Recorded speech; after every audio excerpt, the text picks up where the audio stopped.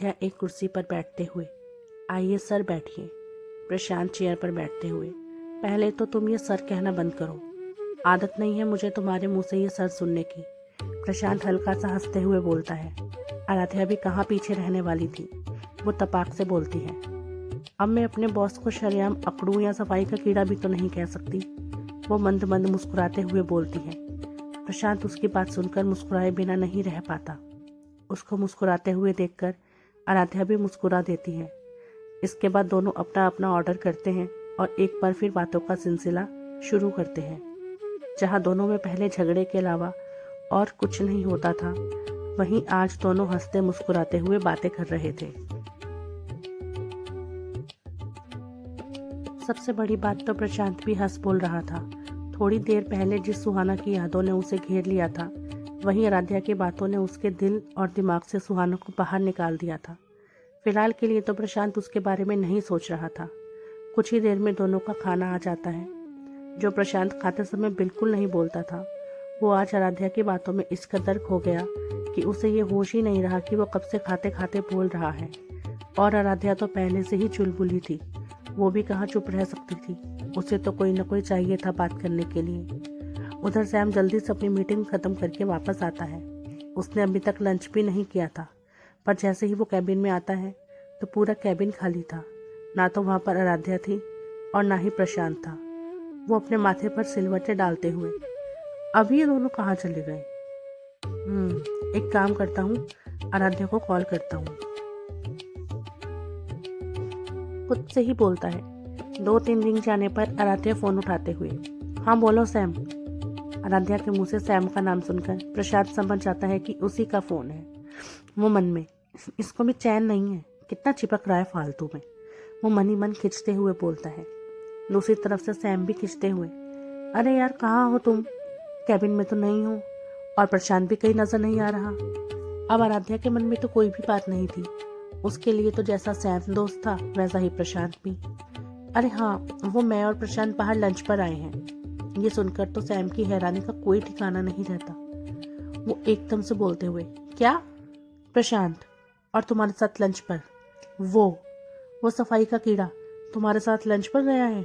उसने सच में तुम्हें खाना खाने दिया या सैनिटाइजर दिखा दिखा कर ही तुम्हारा दिमाग खराब कर दिया? सैम बस अपनी ही लय में बोले जा रहा था। उसकी बात सुनकर आराध्या को हंसी आ जाती है और वो हंसते हुए, स्टॉप इट सैम, ऐसा कुछ नहीं हुआ है, चलो मैं रखती हूँ। इतना कहकर वो फोन कट कर देती है, लेकिन उसकी हंसी रुक ही नहीं रही थी। उसको हंसते हुए देखकर प्रशांत समझ गया था कि जरूर सैम ने उसके बारे में कुछ ना कुछ कहा है। वो एकदम से, ये पक्का मेरे बारे में कुछ कह रहा था। बताओ मेरे बारे में क्या बोल रहा था वो? प्रशांत एकदम से बोलता है। आराध्या को इस वक्त प्रशांत में एक छोटा बच्चा नजर आ रहा था, जो आज से पहले उसने कभी नहीं देखा था। प्रशांत को देखकर वो मुस्कुरा देती है और वो मुस्कुराते हुए, तुम दोनों एक जैसे हो, बिल्कुल बच्चे। अच्छा बताओ, मीठे में क्या खाओगे? आराध्या उससे पूछती है। फिर वो एकदम से, एक मिनट, तुम तो मीठा खाते ही नहीं होंगे, है ना? ये सुनकर प्रशांत अपनी एक आईब्रो उचकाते हुए, क्यों भला? मैं मीठा क्यों नहीं खाता? मुझे तो मीठा पसंद है। आराध्या अपनी हंसी पर काबू पाते हुए, वो तुम हमेशा कड़वा बोलते हो ना, तो मुझे लगा शायद मीठे से परहेज है तुमको। पर फिर वो प्रशांत को छेड़ देती है। लेकिन अब प्रशांत उसकी बातों का बुरा नहीं मानता था, बल्कि उसे आराध्या की बातों पर हंसी आ जाती थी।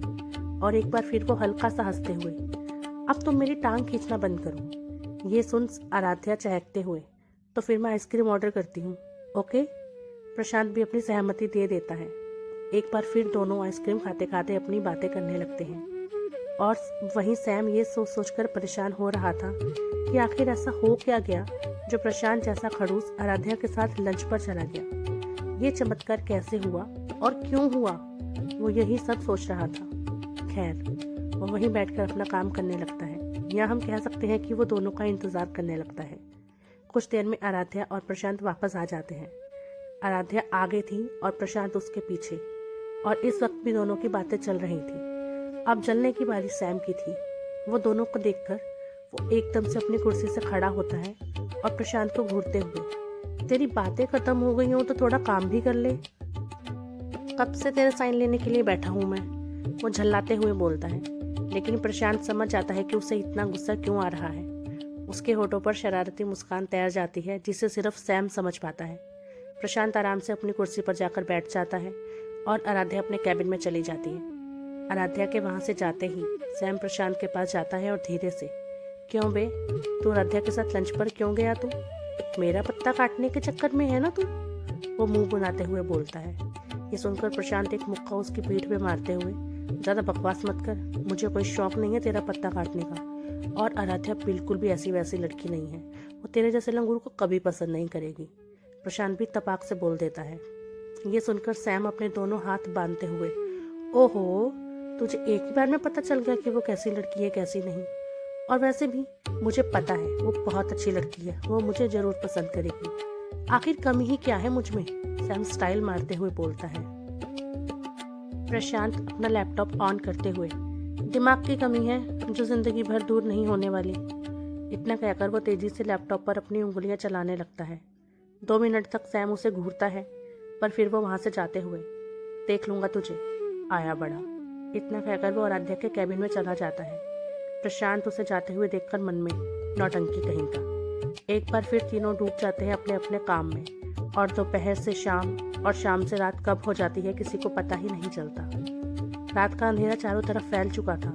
काम करते करते आराध्या भी थोड़ा लेट हो गई थी, लेकिन आज पहली बार था जब वो अपना पूरा काम खत्म करके घर जा रही थी। आज सच में उसे काम करके अच्छा लग रहा था। प्रशांत भी बस घर जाने की तैयारी कर रहा था। हमेशा की तरह आराध्या उससे पहले कैबिन से निकल जाती है।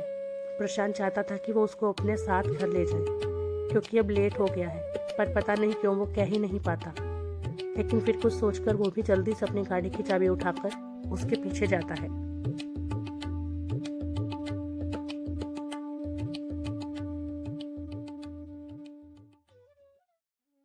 आराध्या भी तेज तेज चलती हुई ऑफिस से बाहर निकल गई थी, यहाँ तक कि उसने घर जाने के लिए ऑटो भी रोक लिया था। प्रशांत उसके पीछे ही था। इससे पहले कि वो कुछ बोलता या उसे रोकता, तभी सैम एकदम से ऑटो वाले के पास आता है और उसे कुछ पैसे देते हुए वहां से जाने के लिए बोलता है, और फिर आराध्या का हाथ पकड़कर अपनी गाड़ी की तरफ ले जाते हुए, चलो मेरे साथ। एक हक जता रहा था वो आराध्या पर, एक दोस्त की तरह, और ये बात प्रशांत भी देख पा रहा था। अरे मैं चली जाऊंगी, तुम खामखा परेशान हो रहे हो, आराध्या अपना हाथ छुड़वाते हुए बोलती है। सैम उसकी तरफ हल्के गुस्से से देखते हुए, ये सब फालतू के डायलॉग बोलना बंद करो, मैं भी घर ही जा रहा हूँ, तुम भी घर ही जा रही हो, तो मेरे साथ बैठकर चली जाओगी तो तुम्हारा कुछ बिगड़ नहीं जाएगा, या कुछ ज्यादा ही पैसे आ गए हैं तुम्हारे पास, अब चलो चुपचाप। उसके आगे आराध्या कुछ बोल ही नहीं पाती। प्रशांत उन दोनों की सारी बातें सुन चुका था। वो देख चुका था कि आराध्या सैम के साथ जा रही है, तो वो कैसे उससे कह देता कि मेरे साथ चलो, पर कुछ तो हो गया था उसको, जिसका अभी उसे एहसास नहीं था। प्रशांत उन दोनों की सारी बातें सुन चुका था। वो देख चुका था कि आराध्या सैम के साथ ही जा रही है, तो वो कैसे उससे कह देता कि मेरे साथ चलो, पर कुछ तो हो गया था उसको, जिसका एहसास अभी उसे नहीं था। कहते हैं ना कि जिसे हमें पसंद करना हो या जिससे प्यार होना होता है वो एक ही पल में हो जाता है, और जिससे नहीं होना होता तो पूरी जिंदगी भी कम पड़ जाती है। ऐसा ही कुछ प्रशांत के साथ हो रहा था। उसकी जिंदगी में वो पल आ गया था जब उसके दिल में आराध्या के लिए फीलिंग आ गई थी। बस इस बात का उसे खुद को नहीं पता था।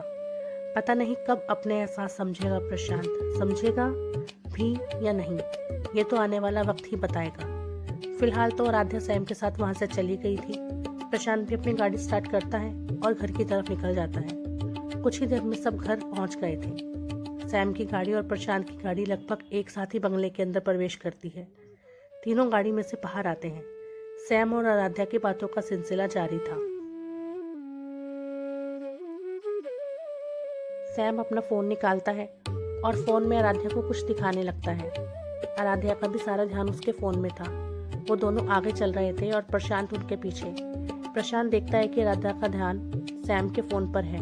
नीचे जमीन पर पड़े एक पत्थर की तरफ तो उसका ध्यान ही नहीं गया, पर प्रशांत ने उस पत्थर को देख लिया था और वो ये भी भाप गया था कि आराध्या का पैर इस पत्थर पर पड़ने ही वाला है। और यही होता है, चलते चलते आराध्या का पैर उस पत्थर पर पड़ता है और उसका बैलेंस बिगड़ जाता है। वो लड़खड़ाकर गिरने वाली होती है, पर तभी प्रशांत उसको थाम लेता है और उसकी बाजू पकड़कर अपनी तरफ खींच लेता है, जिससे आराध्या संभल नहीं पाती और सीधा प्रशांत के सीने से जा लगती है। ये सब कुछ इतनी जल्दी होता है कि ना तो आराध्या को समझ पाती है और ना ही सैम। हाँ, पर प्रशांत के सीने से लगी आराध्या की धड़कनें जरूर पड़ गई थी और उसने प्रशांत के दोनों कंधों को कसकर पकड़ रखा था और प्रशांत के दोनों हाथ उसकी कमर पर थे। दोनों में जरा भी फासला नहीं था। ये देखकर सैम की आंखें हैरानी से फैल जाती हैं।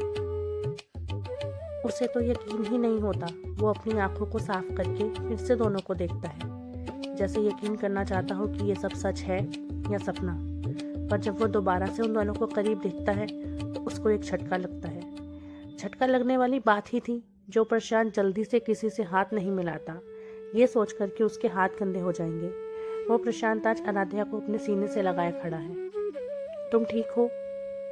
प्रशांत आराध्या से पूछता है। प्रशांत की आवाज़ सुनकर आराध्या एकदम से होश में आती है और तुरंत अपना चेहरा उठाकर प्रशांत की तरफ देखती है। खुद को प्रशांत के इतने करीब देखकर आराध्या हैरान रह जाती है और झट से उससे अलग हो जाती है। उसकी धड़कनें अभी भी बढ़ी हुई थी, नजरें ऊपर नहीं हो रही थी उसकी। कहीं ना कहीं प्रशांत उसकी हालत समझ रहा था। ध्यान से नहीं चल सकती तुम? अभी गिर जाती, देख कर चलो। और हाँ, इस खैम के साथ थोड़ा कम रहा करो। ये तो है ही पागल, साथ में तुम्हें भी कर देगा। इसके चक्कर में अभी गिर जाती, बेहद आराम से बोलता है प्रशांत और फिर घर के अंदर चला जाता है। कहीं ना कहीं उसके दिल की बात जुबां पर आ गई कि सैम के साथ कम रहा करो। ये सुनकर सैम पीछे से, मैं तुझे पागल लगता हूँ? और खुद क्या है तू? जा जा, तेरा सफाई का कीड़ा जाग गया होगा। देखना तुम आराध्या, अभी ये पक्का जाकर नहाएगा। अरे इतनी खूबसूरत लड़की के गले लगने के बाद कौन नहाता है? मैं तो कभी ना नहाता, सैम फ्लो में बोल देता है। तो अब क्या होगा आगे? क्या करेगी आराध्या? आज जो प्रशांत ने किया उसके बाद एक बार तो हिल गई है वो। आने वाले भागों में आपको पता चलेगा कि किस मोड़ की तरफ जाती है ये कहानी। अगर आपको ये वीडियो पसंद आई हो तो वीडियो को लाइक करें, कमेंट करें और प्लीज़ चैनल को सब्सक्राइब करें। धन्यवाद।